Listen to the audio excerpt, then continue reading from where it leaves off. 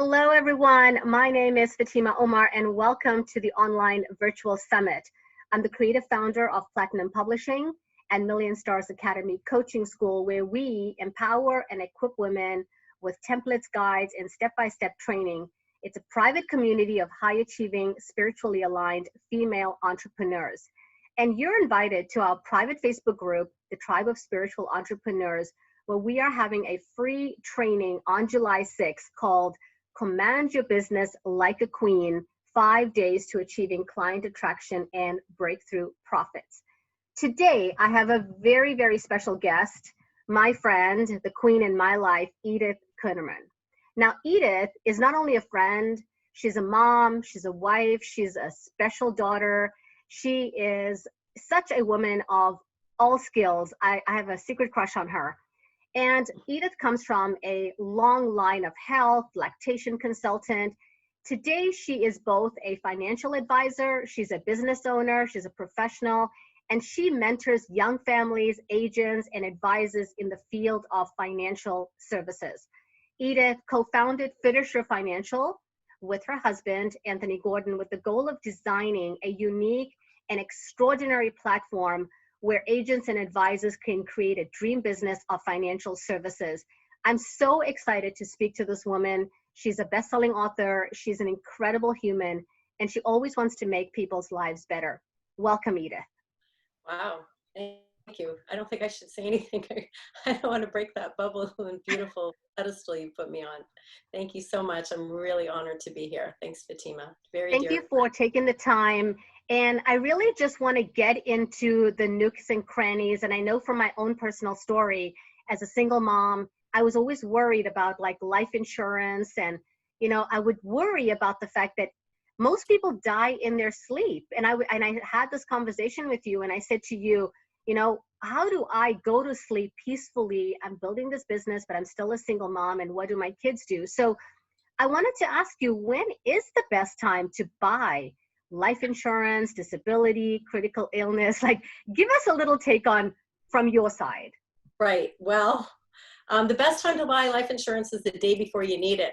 So if any of us had a crystal ball, we'd know exactly when that was. But because we don't have crystal balls, or not ones that work, really we need to look at the best time for that individual person. So you're going to hear in the industry, and you'll hear from different people about, oh, you want to always get it when you have life-changing events like a marriage or a baby on the way or a mortgage you're taking on, like a big purchase or an investment. And those are great times to buy life insurance as well. And sometimes you'll hear that it should be when you were young, when life insurance is less expensive and before you have an illness, because you might not be insurable later on. So again, crystal ball would help out a lot here, but not having that crystal ball, it means that we're relegated to thinking about times in our lives where other people would be affected by our death in a financial way. Now, of course, our loved ones are going to be very much affected if we pass away. How are they going to be affected financially? How are our fellow business owners or colleagues going to be affected if we pass away, or if we get very sick or injured? So we need to think of who in our lives do we need to protect, what things do we need to protect, and who. And when we have anything that needs protection, that's when insurance is often going to be a very good solution.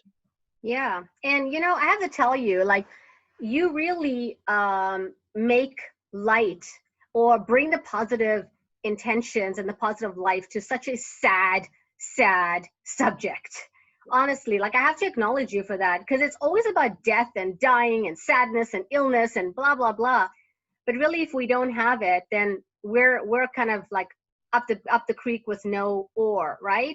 So I wanted to ask you a little bit about, like, we don't want to burden our spouses or partners with carrying huge debt like mortgage. We want to make sure our kids go to school. We have a roof over our heads.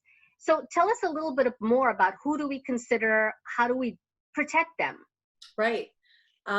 Yeah, that's such an important question, because we often do think just of the spouse in a mortgage situation, or if a parent were to die suddenly, and then there's education for the kids that's coming up, and how do we provide for that? What about the student who has been getting help from their parents all these years to go to school, and they've accumulated quite a sizable debt to the parents, and there was always an expectation that they would repay that. That student, it would really be best practice for that student to have insurance. Because if something were to happen to that student and they were perhaps got very sick, or they got injured, and they wouldn't be able to continue with their studies, or wouldn't be able to continue in that line of work, perhaps for very many years, well, now what's going to happen there? If they've been working along the way and been paying their parents back slowly, well, now they might not have any work. They might not have any means to pay their parents back. If they should die, well, now their parents have a big financial, they've obviously expected that money back, perhaps for the retirement. They're not going to have it. Think about if you have a colleague, if you're buying a business together, and you are co-business owners in some sort of venture, and there looks like there would be a huge gap if one of those partners dies. So if a partner dies or got so sick or injured, and who would be opening up the store, the business the next day, so to speak? Who would be able to run the business in your place? So often when we're owners, we're doing the work of 2-3 other people.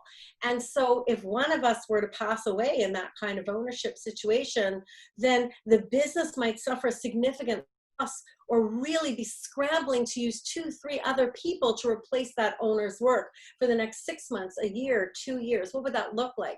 So very often insurance is used to fund various buy-sell agreements. If somebody were to pass away and the other owners want to then take the ownership of those shares instead of it passing on to a family member of the deceased, then you'd want to be able to fund that purchase of those shares. So insurance can be used in a lot of different ways. And there are many different things and people that we need to protect that we don't always think about. I think that's such a good point. Now, let's talk about property.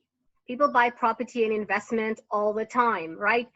In Toronto, real estate prices are skyrocketing. Mm-hmm. Now, as part of a business deal, personal investment outside of the marriage, is insurance a good idea as well? Absolutely. So imagine if you are buying, for instance, your own home, and you've got a mortgage going, and something happens to you. How is your partner or your kids, how are they going to handle those mortgage payments? How would that happen? So if that survivor received a death benefit check for $500,000 or $1 million or 1.5, that'd make a huge difference in paying off a mortgage. Now, if you're using it as an investment, and perhaps you've gone into an investment with, again, a partner or someone else, and something happens to you, well, the investment might just crumble if you needed mortgage payments, or somebody's supervising, perhaps some tenants who, it's a rental property and you have a number of tenants, and you've got to make sure that somebody is there to oversee that.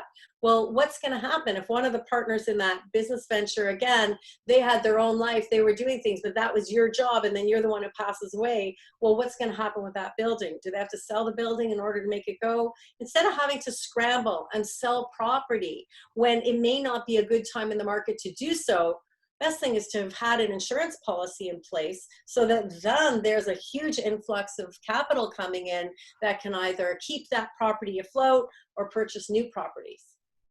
I love it. This makes a lot of sense.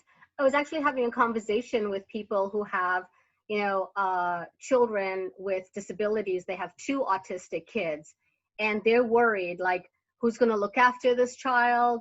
Will my kids blow the money? Yeah. How responsible are my children? Because I spoiled the heck out of them, right? Like, what do parents do? We all do. So what are the options out there for protecting kids with disabilities? How does the money get sent out to these children so they don't just go soak it up or buy a Lamborghini? Yeah, no, absolutely. So there are a number of options. First of all, if you have a child under the age of 18, then in an insurance policy, the owner of the policy always wants to name a trustee who is going to manage the money on behalf of the children. And that is all well and good. However, an insurance policy can only name the beneficiary and the trustee. It can't give any instructions. It can't give any directions. So one may or may not want to include that insurance policy in the will. And that's why working with a good financial planner and a tax lawyer and an estate planner, that's why it's really good to be talking to the professionals to figure out, am I naming the policy in the will? Am I not? But am I giving directions to the trustee and so on? However, let's just say we have a child, an adult child who perhaps has that disability, and we want to make sure that that child is going to be able to receive payments for life. Well, most insurance policies are going to come as a lump sum, and that's fine, but who do we trust to give that lump sum to? Sometimes we're worried that if we give it to a family member or a friend or someone, well, how do we know they're not going to eventually take off on it? Now, there are regulations in place and there are laws. However, really, it's challenging. You'd have to have some outside person challenge and say, I want to take them to court. I don't think they're managing the money on behalf of those children or on behalf of that adult child very well. So it gets very muddied. There's a really simple way to do it, and that is create a trust. So you can have testamentary trusts, which are trusts that are formed through the will when someone dies. So if I were to pass away and my will had in it a testamentary trust named in it, then that trust will be formed right at my death. And that trust could be the receiver, the beneficiary of all the funds from the life insurance entity. And that trust is going to be responsible for paying the child as the child needs it, carrying on. That trust has to pay taxes and so on. It's a very specific entity. Now, for a child who has disabilities, we might be looking to what's called a Henson Trust. Those kinds of things get into real estate planning and financial planning. That's the kind of thing that when we sit down with clients, we're going to work out with them what kind of trust we need to set up with you. How are we going to go ahead and do this in such a way that it's going to suit your child's needs and it's going to be as cost effective and efficient as possible. So there are many different options. There's also a couple of insurance companies that have a kind of term policy that will pay out, for instance, let's say 20 years after one's death. So let's say after I died, for the next 20 years would pay my beneficiary monthly. So a specific amount every single month for the 20 years after I pass away. That might be enough to get my adult child, to a point where they can collect on the Registered Disability Savings Program, that plan through the government where they can't touch that money till age 59. Well, maybe those 20 years bridge that gap really well, so that then we know that the child's going to be very well taken care of. There's so many different options. So sitting down with a very smart and capable financial planner and insurance agent, or somebody who's going to take care of all of that for you, is really a smart thing to do. And certainly where there are people that need that money, I would never leave it to just sort of going online and going, okay, boop, I'm going to do this myself. Yeah, I think you bring up a really good point. People are doing it online all the time, and it makes such a big difference to actually sit with people and figure out your unique situation. So you said earlier, we don't have crystal balls, because nobody does. Nobody's going to wonder what's going to happen tomorrow. And 2020 is hindsight. Nobody knew what was going to happen now during this whole year. So what about those people who have real issues? They didn't figure this out. They didn't think ahead of time. And like, are they a lost cause? Like, is there no hope for some of these people? Yeah, it's such a good question, because I can't tell you how often people, specifically with diabetes, they're told they just can't get life insurance, especially if they have juvenile diabetes type 1, where they know if you had it at a certain age, you're never getting insurance. That's not true. There are guaranteed issued insurance policies, some which they wouldn't get and some which they could. There are some companies that specialize in the very hard to insure. And so that's the kind of thing that sitting down with a very experienced life insurance agent who's going to be able to guide you I always say, and I told a client just yesterday on the phone where the client says, wow, I feel like I'm revealing everything to you. And I say, look, there's two people you want to tell everything to about your health. And that's one's your doctor and the other is your life insurance agent, because you want them to know everything. Because heaven forbid, if it came to claim time at your death and somebody goes digging up and thinks that you left something out intentionally, that policy isn't going to pay out. Probably not. So sitting with a good agent today who had an enlarged heart and has had a number of mini heart attacks and has COPD, a very chronic respiratory condition, and they're a smoker, and they're already in their late 50s. And she said, you know, there's going to be no hope for me. And I said, no, actually, I can get you a policy with this company, and I can probably do it in the next 30 minutes. She was flabbergasted because she's been told for so long there's no way she could get insurance. So yeah, absolutely. So there is hope at the end of the tunnel.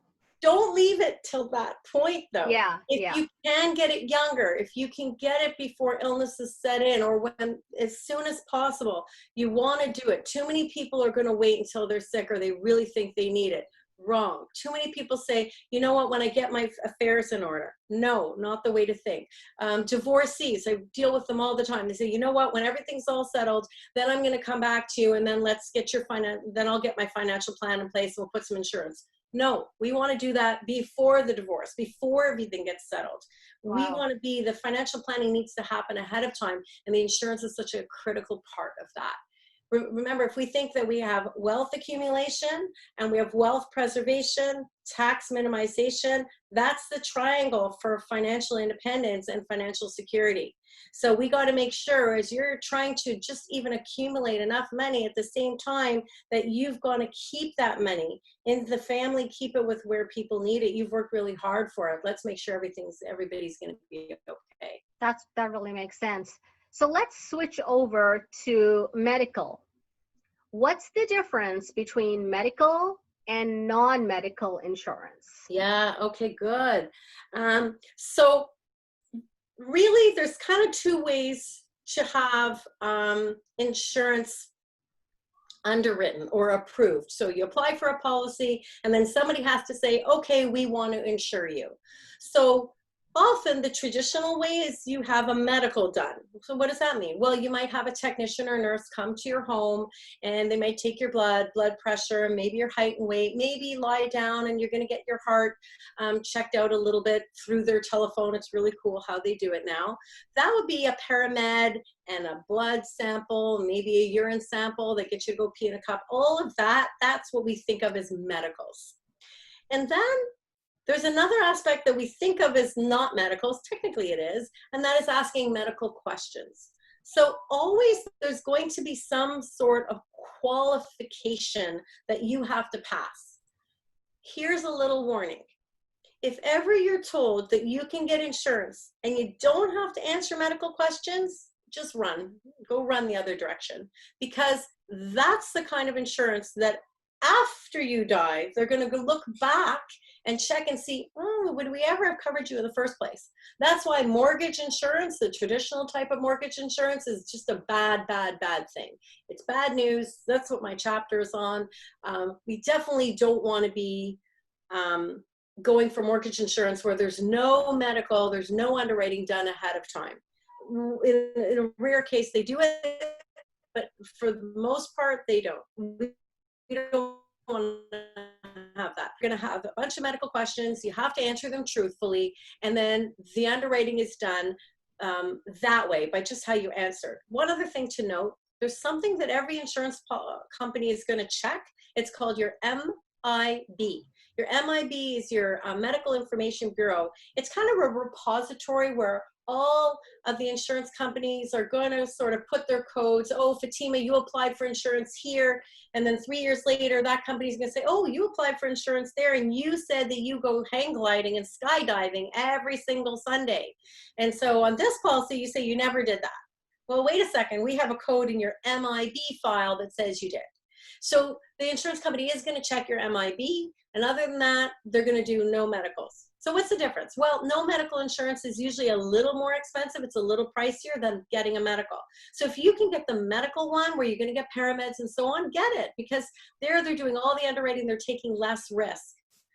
However, now with COVID and what's been going on, it's been very challenging to get medicals and parameds. So a lot of companies have sort of loosened their reins a bit, and they've been allowing a lot of non-medical and accepting it, and it's just as legitimate as long as the company allowed it. It's all good. So I think that's so great, and you gave such a great example. But let's talk about me, okay? I'm in great shape. My parents lived until 80. My grandparents are still alive. They're amazing. I eat organic. I go to the gym. I am so healthy. My kids and I bike all the time. Never smoked, never drank, because I'm Muslim. So why is insurance necessary for me? Like, I'm going to live forever and healthy. Forever. Right, absolutely. It's funny, that woman I was telling you about with all those different conditions, she told me she's going to live till her late 80s. Probably not going to happen with that one. I hope she does, though. For you, Fatima, and all the people out there, and you got to love them, you know, we're invincible. And we always think we're invincible until we realize we're not. And if I can give you a personal example to your personal example, one day I was running out to go and meet my mom for lunch, and I had my baby in the car seat. I left him in the house, just like by the door, and I was just like running to the car, and I go put this in, I come back, and I go this, and I was just coming back to go and get the car seat, and I noticed, oh goodness, I didn't water the hanging plants, and it's so hot outside.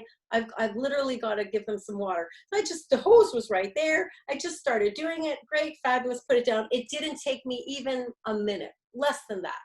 And I had the baby, and the door's open right here. Okay, so I was just thinking, well, I don't want to leave the hose here. I'll trip over it while I'm carrying the baby. So I'll push the hose here. So as I walk to go push the hose, I slip on the now wet porch, and I go flying, and I landed in the hydrangeas, and I tell you, I broke one leg in two places. I tore my ligaments, every ligament in the other ankle.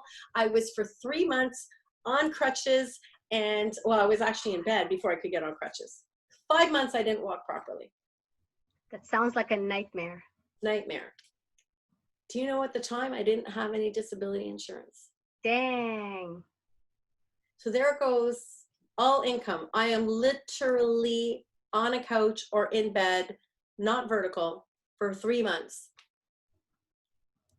If I had had a disability policy, I would have had money coming in every single month to help out to replace my income. Nothing was going to happen to me. I was in great shape. I was excellently healthy. You see, we don't know what's going to happen. Was that the moment that really pivoted for you when your baby was small, how important this was for you and the people you knew, and how you got into this business? Was this like a really pivotal moment for you? It was pivotal in understanding about life benefits, like disability and critical illness, because I never thought of them as very important before that. But I actually always had life insurance, even for myself and my children, because I always felt that I never wanted to be a burden to someone on the day of my death. It was going to be hard enough for everybody else. And so I never wanted to leave them with ever thinking about, oh, how are we going to pay for a funeral? And I have people say, oh, my family can do it. Really? Yeah, absolutely. So you're going to leave all of that 25 to 50,000 of final expense coverage of just your funeral alone. You're going to leave that to a family member. Yes. Would you have your family member right now pay for your ongoing expenses? No. So you're going to leave your funeral. What about your children? Well, yeah, you know, I guess they'll take care of my kids. Yeah, that would be fine. Okay, I get that. So you want your family, your parents, let's say, to continue taking care of your children, their grandchildren for the next 20 years. Yeah. Do you think they budgeted for that? No. Okay, 100,000 at least per child for the next few years and a few 100,000 after that. They're going to be okay? Well, so you know what? Right now, who pays for your kids? Well, I do. So you don't have your parents paying for your kids' food or the roof over their head or anything? No. So why would you make your parents do it when you die?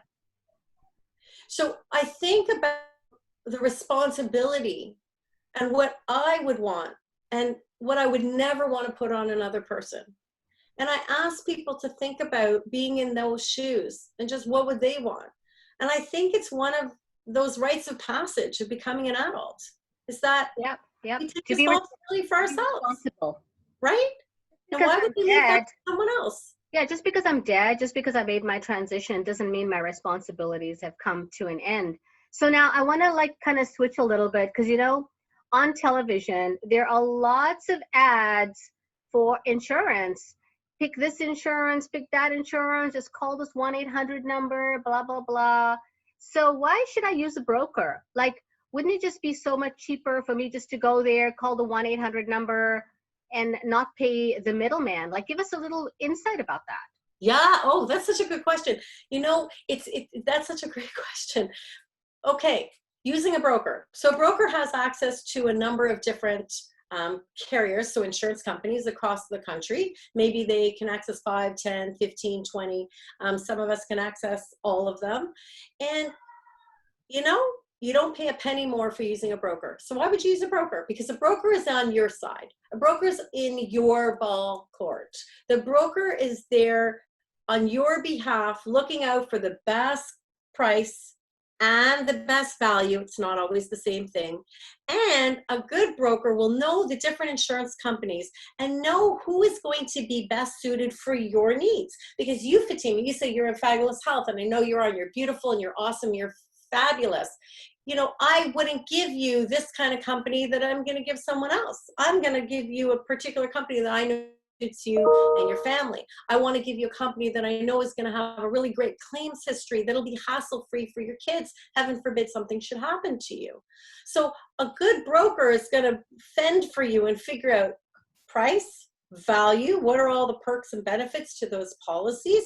What's the perks and benefits to working with that insurance company? Some insurance companies give scholarship programs to the kids. Some of them have free legal services like a will and powers of attorney. So if I can get a lot of really good benefits for you at a fabulous value, low cost, with everything that suits your needs, how are you going to know how to do that? When I've studied all the different companies, I have them weekly coming in and training me on all their different products. I'm not married to any one of them. I can choose any of them. But when you go online and you answer an ad, if your ad isn't going to a broker, I mean, I have ads all the time online. So people find me through ads, but they're finding me as a broker, not for an insurance company. Now, there are some companies that I use that advertise on television. I use the same company, same thing. You go through me and I'm going to make sure that's the best company for you. I'm not relegated to use them. You call them. It's really, yeah, this is news for people. Like, the viewers are watching this and they're shocked right now. I'm shocked right now. Like, brokers, it's not actually going to cost me any more money. Like, that's amazing. And I get the plethora of the entire buffet, and you get to create this unique package for me and my lifestyle and what I need versus someone else in a different kind. Now, let's if I just say one thing, also, you don't pay me a check. So you never pay me. I'm that broker. I broker the deal between you and the insurance company. I get paid by the insurance company.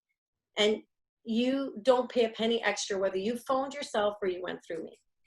So the insurance company doesn't charge me more because they want to offset what they pay you. Correct. They're not allowed to. Can't charge you a penny. Yeah, this is really good. Now let's turn it around, okay? I know you. I've worked with you. We've known each other for a few years. But there are not people like you everywhere. There are brokers who are out of integrity. And so what I want you to, because I know you, I trust you, and I respect you. What do people need to look for when they choose a broker? You know, it's unfortunate that's a question that needs to be asked, but it's such an important one. And that is, personality is going to be a big one. You got to feel that that person is going to fend for you. I always say you don't want someone who does the hit and runs. So they're insurance agents who will come and just sell you a policy and they run. They hit you and they run. And then they're gone. And maybe you don't see them again until sometime they're thinking about it and they'll come back and say, oh, you know what? Maybe you need another policy for something, or your policy is almost due, so they're coming back because they're going to get paid again.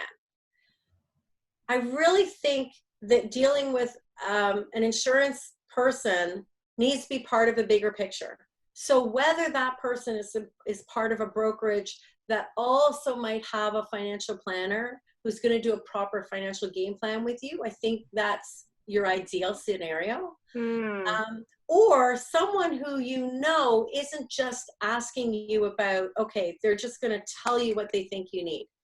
We are required by law. We are heavily regulated. In Canada, my goodness, we are required by law to do a needs analysis. We have to ask you certain financial questions that some people find a little personal, but we are required to ask you that so we give you the right amount of coverage, not too much, but not too little. Now you might say, hey, but I can't afford anything. Okay, that's fine. We can document that. But at least I know I offered you the correct amount. We're required to make sure that we've looked at your assets, what your debts are, all those liabilities, and figured out what do you need, how much can you afford, and what are going to be the ramifications of you having this illness or that illness, and so on. And we have to disclose certain things to you, who we work with, and so on. Privacy laws, we have to respect all of that. So there's a lot that goes on in that relationship.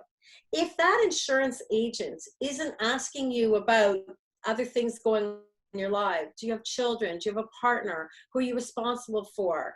What are you using this money for? If you pass away, what's the beneficiary going to use it for? Or as a disability? If the insurance agent isn't really getting into deep with all of that with you, they're probably going to be a hit and run. Now, let me give I like that. I think you've given us some really, really good ways. And viewers, if you are watching this right now, all Edith's information is on this page, right? All you got to do is send her an email, phone her, and if you can't find her, just Google her. She's everywhere online because they are very reputable. So I do have a final question for you. And let's say now my funeral is prepaid, all my investments are going to last me through my retirement. Why do I need a final expense coverage? Like, everything I have is for my kids anyway. Yeah. So why do I need that insurance? They could sell the house, they could move on, they could travel, give me a little insight about that. Yeah. Well, the kids could sell the house, but then where are they going to live? And if they don't sell the house, how are they going to make the mortgage payments? And if they do decide to sell the house, well, how long is it going to take to sell? And what if the markets are in a downturn? Do they really want to sell at such a loss? What if they need to? Often it's going to take a minimum of 6 months after a death to get a house on the market. And it could take up to 2 years. So then what's going to happen? How are they going to pay for the mortgage in all that time? A bit of a pickle. Sorry? It would be a bit of a pickle. Yeah, absolutely. And then on the other hand, you also have to think that if your kids are going to be okay, you think, okay, well, they're going to have the house and so on, and I've got my funeral prepaid. Okay, well, what about this? Let's say you've collected a good amount of investments. Let's say you've really earned and you've worked hard to be contributing to your RSPs. Well, the worst thing you want to do is to die with RSPs in place, because here's what happens the day we die, and we don't even realize this, half of us. Let's say you make $100,000 in income, pretty decent income in Canada. Well, let's say you've worked so hard all your life and you've saved up $160,000 in your RSPs. Do you know the day you die that all that RSP is going to be going through what's called a deemed disposition? In other words, it pays out the day you die. If you don't have a partner to roll to, it's going to pay out the day you die. That $160,000 in those RSPs gets added to your $100,000 of income, and all of a sudden you hit the 53.53% marginal tax rate. And your kids are going to get not $260,000. They're going to get less than half of that, because it's got to get taxed very heavily. So how do you know whether insurance is right for you? Sit down with a really good insurance broker, someone who's going to also do a bit of a financial plan for you, or sit down with a brokerage like us and have a full financial plan done where you can see what's the best way to minimize the tax that I'm going to owe and that I owe, and protect my family, my loved ones on the way. That makes so much sense. Like Edith, I just look at the day that I go and the day I make my transition. My kids are already going to be grieving emotionally. Okay. Yeah. Why do I want to add the burden of them figuring out the money situation and all of that other stuff? If I had everything written down, everything is in a folder, they know the passwords, they know what to do, they know the insurance, it helps them process the entire situation. So thank you so much for this time. I know you're busy. I really appreciate you coming here. What are some final thoughts that you have to share with viewers about life, medical, and just the whole life of insurance? Yeah, stay healthy, get healthy, work towards getting yourself in a good situation, plan ahead, really plan ahead, start saving, get an emergency fund going. No matter how small it is, just start an emergency fund, get that going, put money away towards the profit of your family first, considering hiring a personal CFO like us, where we consider ourselves personal CFOs, to make sure that you can manage your money very well and that your family's future is going to be taken care of. Thank you so much. Thank you, guys. This was such a great interview with Edith Kernerman. Join our Facebook group, Command Your Business Like a Queen. Our challenge starts on July 6th, 5 days to achieving client attraction and breakthrough profits. And we'll see you guys on the next video. Talk to you later.